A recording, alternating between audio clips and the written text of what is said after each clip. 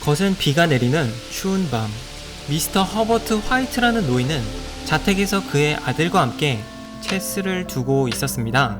벽난로 앞에는 백발의 그의 부인이 뜨개질을 하면서 이 모습을 지켜보았고 그들은 평화로운 일상을 보내고 있었습니다.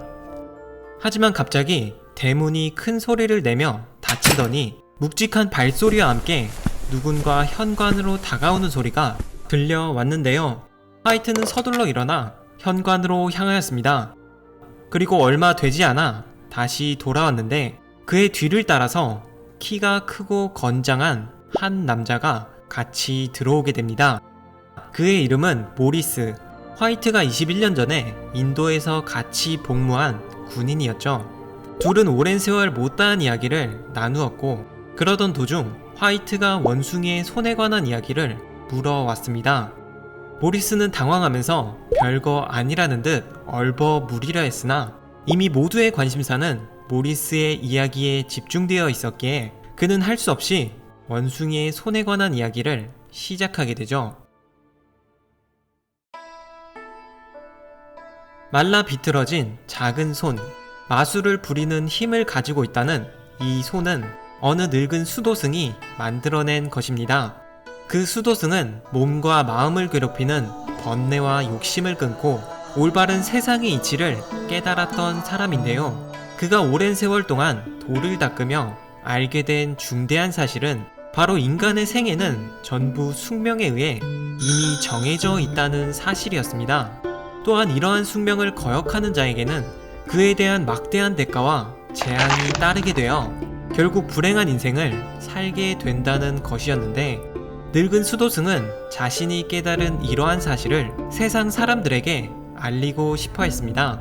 그리고 수도승은 이 말라 비틀어진 원숭이의 손에 3명의 인간이 각각 3가지씩의 소원을 들어주도록 마술을 걸게 되었고 이윽고 그 손은 한 남자의 손에 들어가게 되었던 것이죠. 손을 얻은 첫 번째 남자는 원숭이의 손에 2가지 소원을 빌었습니다. 그러자 원숭이의 손은 꿈틀거리더니 곧이어 남자의 소원이 이루어지게 됩니다. 하지만 2가지 소원을 이룬 남자는 무슨 이유에서인지 마지막 소원으로 자신의 죽음을 빌게 되는데요. 결국 그 소원마저 이루어졌고 숨진 남자의 다음으로 손을 얻게 된 게 모리스였습니다. 그 역시도 손에 3가지의 소원을 빌었고 그 모든 소원들은 아주 자연스러운 방식으로 이루어졌습니다. 그리고 원숭이의 손에는 한 명분의 소원만이 남게 됩니다. 이야기를 마친 모리스는 원숭이의 손을 꺼내어 화이트에게 보여주었습니다. 화이트는 마지막 한 명분의 소원이 남은 손을 바라보며 욕심을 내기 시작하는데요. 그는 예리한 눈초리로 모리스를 바라보았습니다. 하지만 갑자기 모리스가 불 속으로 손을 던져 버리는데요. 놀란 화이트는 재빨리 불 속에서 손을 낚아채었고 그는 모리스가 버린 손을 얻게 되었습니다. 이 재앙을 초래하는 손을 불에 던져 버리라는 모리스의 충고를 무시한 채 말이죠. 그렇게 손을 갖게 된 가족들은 어떤 소원을 빌지 고민하였는데요. 아들은 화이트가 황제가 되게 해달라는 소원을 빌라 하였고 부인도 그다지 반대하는 기색은 없었지만 그 정도까지 원하고 있지 않던 화이트는 첫 번째 소원으로 남은 집세 200파운드를 달라는 비교적 현실적인 소원을 빌게 됩니다. 그러자 원숭이의 손이 꿈틀거리기 시작했는데 화이트는 이에 놀라 비명을 질렀습니다. 하지만 손이 잠시 꿈틀대었을 뿐 그 어디에도 돈이 나타나지는 않았는데요. 화이트는 오싹한 기분이 들었지만 나쁜 일이 일어나지 않은 데에 안심하며 침실로 향하게 됩니다.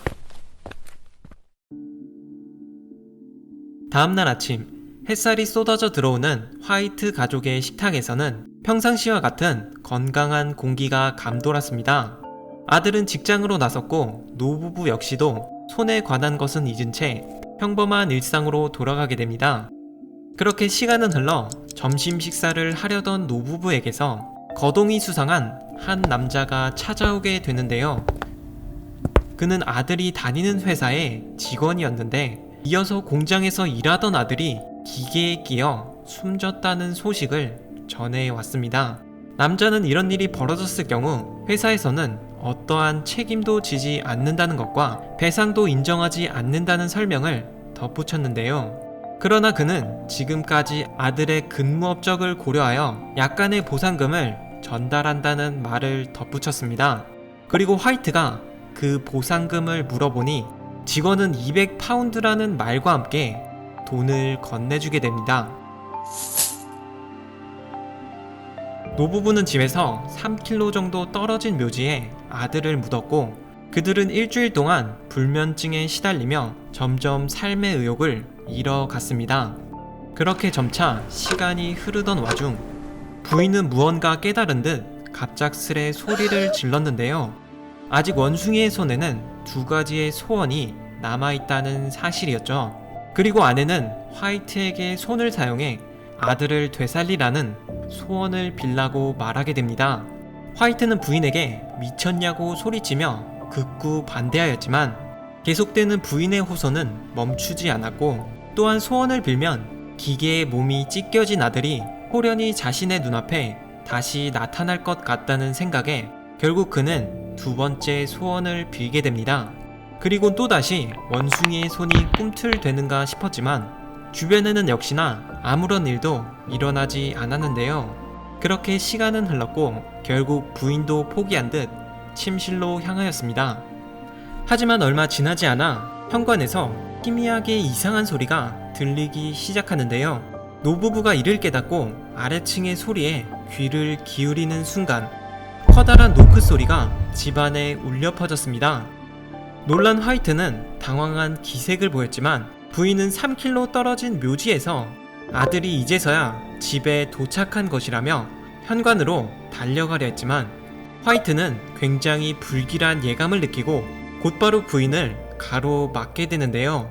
그렇게 부부가 옥신각신하던 사이 노크 소리는 점점 더 거세졌고 이윽고 소리는 노크를 넘어 문을 두드리는 소리로 발전하게 됩니다. 더욱더 격양된 부인은 결국 남편의 손을 뿌리치며 현관으로 향하였고 부인의 손을 넣은 화이트는 미친듯이 원숭이의 손을 찾기 시작합니다. 부인은 손이 닿지 않는 걸쇠를 열기 위해 의자를 가질러 갔고 화이트는 원숭이의 손을 찾아 거실로 향하였는데 이윽고 부인은 의자를 두며 잠금을 풀기 시작하였고 화이트 역시도 원숭이의 손을 발견하였습니다. 그리고 부인이 문을 열려는 그 순간 화이트는 다급한 숨을 몰아쉬며 재빨리 3번째 소원을 빌게 됩니다. 그가 소원을 빌자마자 크게 울리던 노크 소리가 멈추었고 곧이어 부인이 문을 열게 되었는데요. 열린 문의 밖에는 그저 쓸쓸하고 황량한 도로에 빛을 내리는 가로등뿐이 보이지 않았습니다.